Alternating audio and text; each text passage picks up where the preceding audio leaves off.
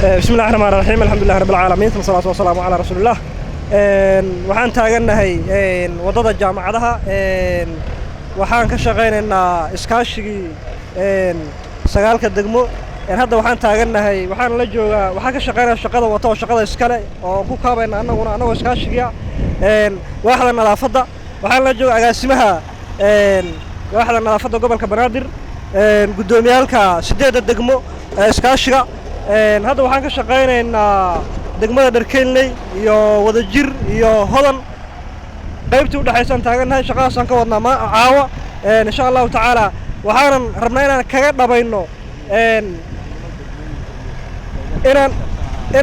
inaan kaga dhabayno eraygii gudoomiyaha gobolka Banaadir ahna duqa magaalada Muqdisho ee ahay balad nabada oo nadiif ah insha Allah taala balad nabada oo nadiif ah ayaan idin ka rabaa annaguna Ilaahay idinka waxaan rabnaa kaga dhabayno aad iyo aad u maasantihiin dhammaan maamulada degmooyinka iskaashiga sagaalka degmo runtii degmada Hodan iyo Wadajir iyo Dharkeynley inta u dhaxaysa qashinkii yaalay galabta sidii loo hawl galay ilaa hadda lagu jira baabuurtu waa taagan yihiin runtii bilicdii iyo amnigii iyo dhammaan iskaashi buuxa oo loo wada dhanyahay ayaa looga shaqeynaa marka waxaan leenahay cid kasta oo mas'uuliyad ka saaran tahay sidaas ay u shaqeydo bila soo celinta gobolka Banaadir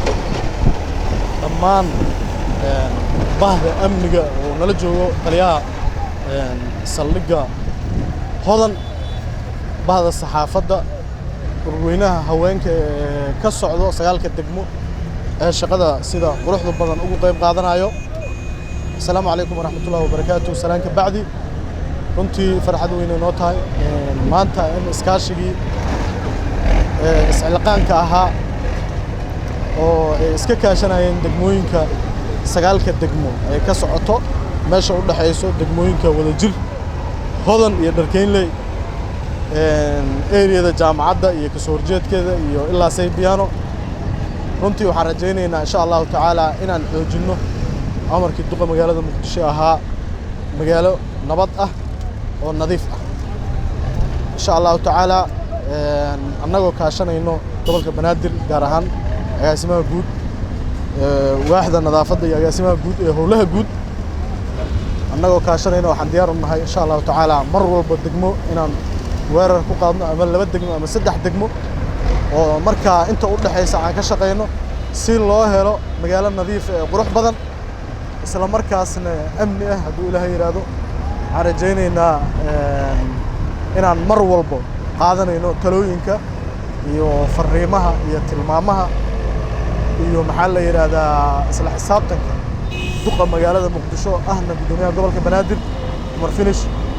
oo aan ugu mahad celinayna sida wanaagsan oo qorsheysan oo isla markaasna isla xisaabtanka oo shaqooyinka gobolka Banaadir oo noogu hagaayo waxaan rajaynaynaa insha Allah taala in natiijadaas ay ka muuqato gobolka Banaadir isla markaasna ay noqon doonto mid si joogto ah ugu muuqanayso gobolka Banaadir insha Allah taala waxaan ku salaamayaa salaanta islaamka assalaamu calaykum salaan kadib galabta waxaan howl ka qabanay ama shaqo ugu jirnaa wali wadada dheer ee jaamacadaha ama darbiga jaamacadda ummadda oo halkan ahaa maalmo ka hor meel aad u qashin badan oo nadaafad xumo ka jirtay kadib markii aan aniga iyo gudoomiyaha degmada Dharkeynley iyo darbigiisa iskaashiga ah ka wada hadalnay halkan waxaan qorsheynay inaan nadaafadii iyo bilicdii eeleed aan dib u soo celino qorshaha guud ee magaaladan aan ku nadiifinayna ay ka mid tahay waxaan rajaynayaa mar dhow magaaladani in laga waayo meel qashin u yaalo shacabka Soomaaliyeed iyo guud ahaan dhalinyarada waxaan ka codsanayaa inay nagala shaqeeyaan sidii loo soo celin lahaa bilicda iyo nadaafadii magaaladan ay lahayd